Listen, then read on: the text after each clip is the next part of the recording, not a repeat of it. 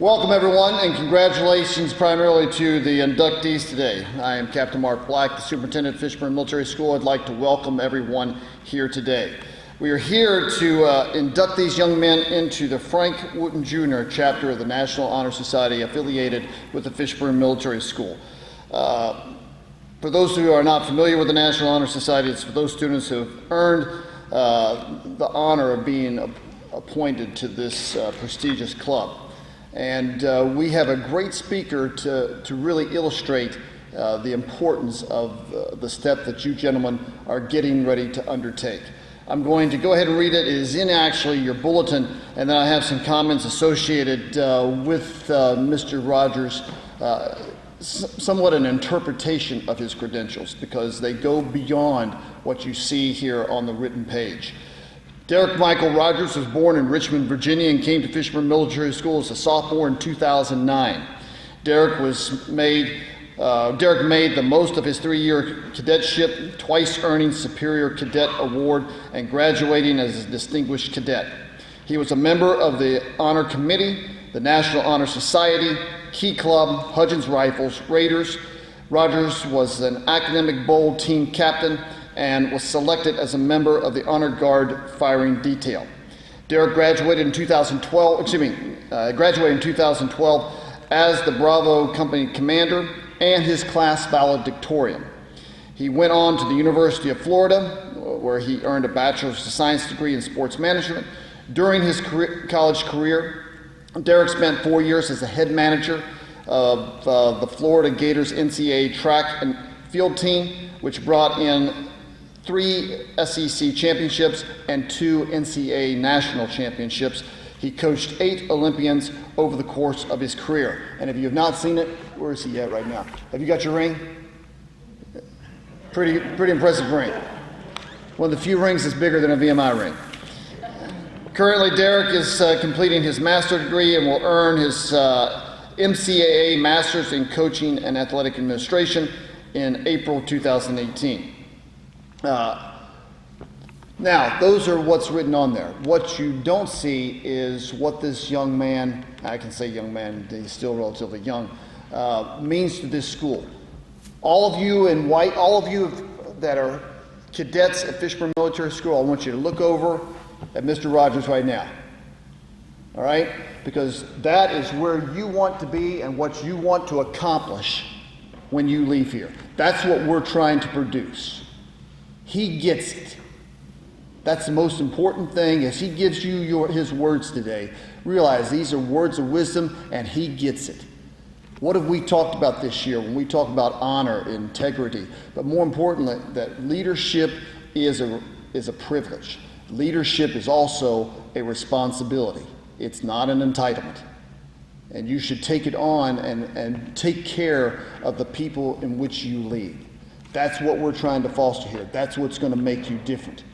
You will find out in life, if you take care of the people that work for you, they will overwhelm you with what they'll do for you. The reason I am in the position that I'm in today is a testament to how good the people are that work for me. So please pay attention to what Mr. Rogers says, because he is the epitome of what we're trying to produce and what I want you to become. So without any further ado, please welcome Mr. Derek Rogers, class of 2012. It's no pressure, right? Thank you to Captain Black for asking me to speak today, to Lieutenant Colonel Hunt for being such a great friend and mentor over all of these years, and to our National Honor Society inductees for granting me the privilege on this special day. I'm truly honored to be back at the greatest military institute in the world. Seems like just yesterday I was here in this same church giving my valedictorian speech to my fellow 2012 graduates.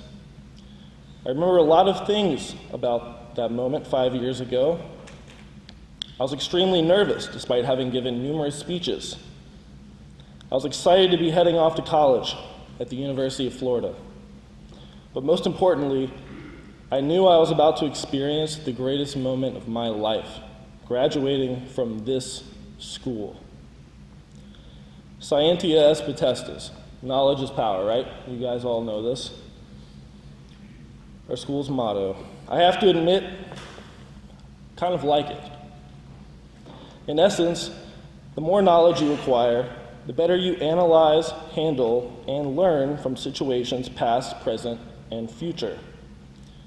For those of you cadets who think this phrase is silly or overstated, you're wrong.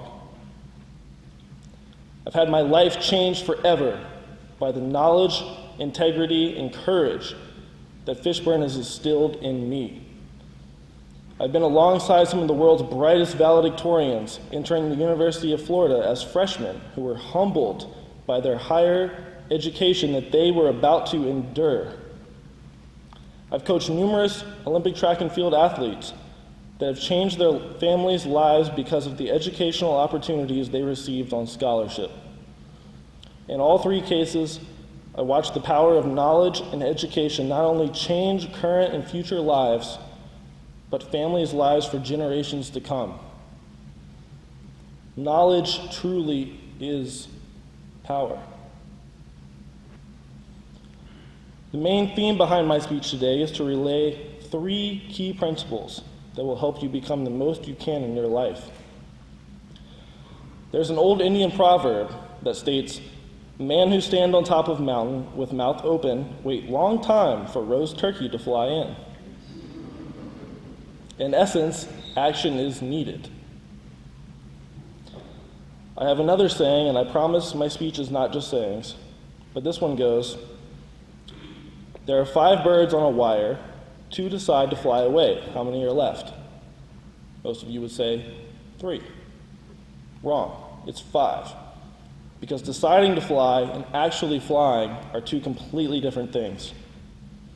Once again, action is the main theme behind this. Many people you meet in life will have good intentions, but very few will actually act on those. If you want to be the most you can be in your life, take action. Admiral William McRaven describes in his book a group called the Munchkin Boat Crew. In SEAL training, they paired teams of 7 together as boat crews. The Munchkin Boat Crew consisted of 7 men, all under 5'5", that outswam, outran, and outperformed every other boat crew. These little men with their little flippers put everyone else to shame. Behind their success, belief. In other words, don't judge yourself by the world's ideas of you. Judge yourself by the size of your heart. And where there is heart, there's always belief. If you want to be the most you can be in your life, have belief. This last principle is the most important because many find success but few sustain it. Sir Alex Ferguson, the most successful soccer coach in history, knighted by the Queen of England for his 25-year reign over the biggest club in the world, Manchester United, stated in his autobiography, "Complacency is a disease." Even when his team won the Premier League, he was on to the next year to find a way to sustain this success and win the league the following year. Many of players left the club and even walked out on him in training because of his intensity. But always remember, and guys, always remember, the sustained success is not for the weak-hearted.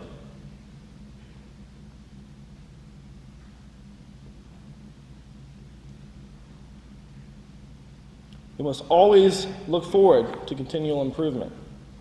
When you reach the top, that just means that you're in the crosshairs of everyone trying to take your place.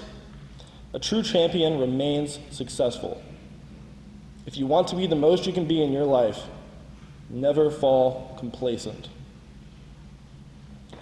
To the 2017 National Honor Society inductees, you are moments away from becoming members of an elite group, a class of individuals that have spent tireless hours studying, overcome peer pressure, and committed themselves to a life of significance and achievement. Be proud of your accomplishments today, but never, ever fall complacent. From today forward, you have proof that you can achieve what you set your heart and mind to. Let today be one of many successful steps toward a life of meaning and achievement you could previously only have dreamed of. If you want to become the most you can be, take action, have belief, and never fall complacent. Scientia est potestas. Never, ever stop seeking knowledge. Thank you all very much. Go Caissons.